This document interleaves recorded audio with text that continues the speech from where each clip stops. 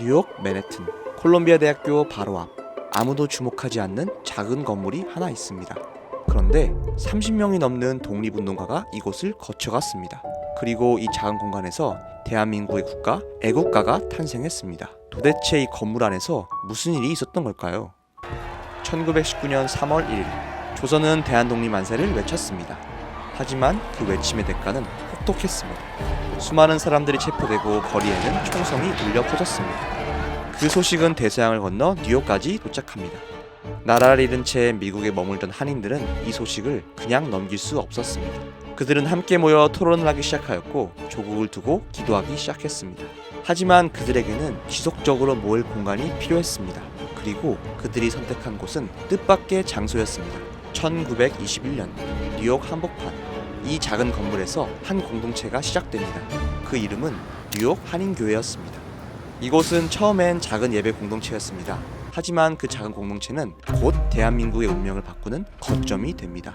교회의 이전을 마친 1927년 맨해튼 115번가, 이 작은 건물 안으로 조국을 잃은 청년들이 모여들었습니다. 도산 안창호, 이승만, 서재필, 조병옥, 나라를 위해 뜨겁게 기도하는 수많은 청년들이 모여 밤새 조국의 미래를 논의했습니다. 그 청년들 중에는 훗날 대한민국의 심장을 울리는 노래, 애국가를 작곡하게 될 청년 안익태도 있었습니다.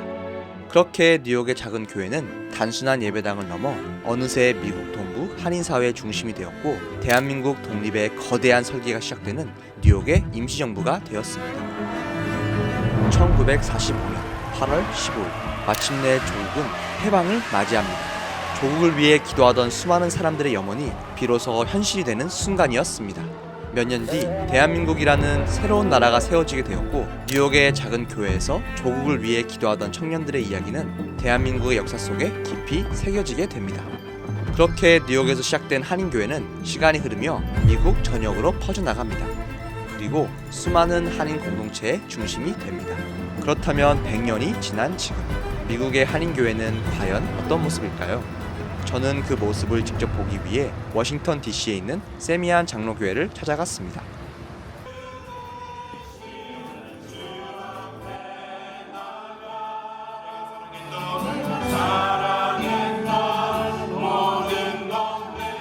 현재 미국에는 약 4,000개의 한인교회가 있습니다. 낯선 나라에서 같은 언어를 쓰는 사람들을 만나고 주말마다 함께 모여 식사를 하고 서로의 삶을 나누는 곳. 그래서 많은 한인 이민자들에게 한인교회는 예배 공간이면서 동시에 낯선 땅에서 서로를 가족처럼 품어주는 공동체였습니다. 이곳 세미안 장로교회도 그 흐름이 지금도 이어지고 있는 한 교회였습니다. 감사하게도 저는 이곳에서 사역하고 계시는 목사님을 만나 미국에서 한인교회가 어떤 의미였는지 직접 들어볼 수 있었습니다. 예, 안녕하십니까. 저는 세미안 장로교회를 섬기고 있는 이일복 목사입니다. 저희 교회는 워싱턴 DC 근처에 있는 메릴랜드주에 개척된 교회로서 올해로서 35년이 됐고요. 한인교회라고 이야기할 수 있습니다. 특별히 한인교회가 있다는 것은 한인들을 위해서 있다는 게 더 맞는 말인 것 같아요. 낯선 땅에 와서 어려운 상황 가운데서 자신의 또 신앙을 지키고자 하는 사람들에게 힘이 되어주고 또 멀리 조국을 떠나 있는 사람들에게 조국에 대한 그런 향수도 만족시켜주는, 사실 보면은 복음의 그 충족 역할뿐만이 아니라 하나의 민족적인 정서적인 측면도 만족시켜주는 것이 한인교회이지 않나 그런 생각합니다. 한국에서 전혀 교회와 상관없이 지내던 분들이 자이든 타이든 교회 와서 복음을 듣고 예수 그리스도를 믿게 되었다는 것이 사실은 이민교회에 있어서 제일 큰 성과 중에 하나라고 좀 생각이 되고요. 우리 2세대, 3세들에게도 한인, 디아스포라라는 것들에 대한 교육을 할 수 있는 것들, 그런 것들이 한인교회가 여태까지 잘 이뤘던 하나의 열매들이라고 생각을 합니다.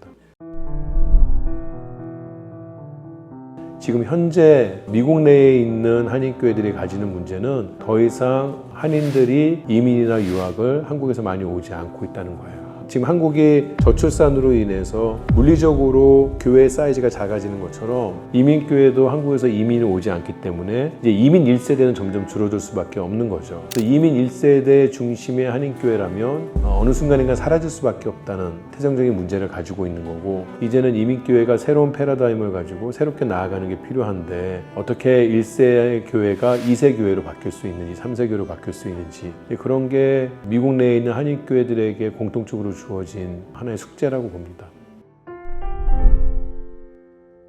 신앙이 혼자 하는 것이 아니라는 것을 생각할 수 있어야 될 것 같고요. 또 내가 잘하고 있는 인생의 모든 부분에 있어서 함께하고 있는 사람들이 있다는 것, 그렇기 때문에 내가 받아온 것만큼 책임져야 할 그런 부분들이 있다는 것, 나보다는 내가 속한 공동체, 내가 속한 교회, 거기에 함께할 수 있는 그러한 그리스도인이 되는 것이 계속해서 험난해가는 이 세상 가운데 사람들에게 하나님 나라가, 하나님의 교회가 존재하고 있다는 것을 보여줄 수 있는 하나님의 백성이 될 거라는 생각을 해보게 됩니다.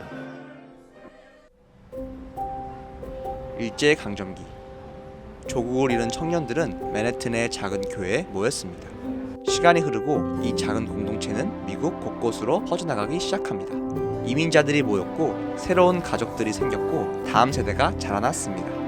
그렇게 100년이 지난 지금 전 세계에는 6,000개가 넘는 한인교회가 있습니다. 그리고 이 디아스포라 공동체는 이제 전 세계를 향한 복음의 통로가 되었습니다. 조국을 잃었던 민족에서 사랑을 전하는 민족으로, 뉴욕의 한 작은 교회에서 시작된 이야기는 지금 이 순간에도 이어지고 있습니다.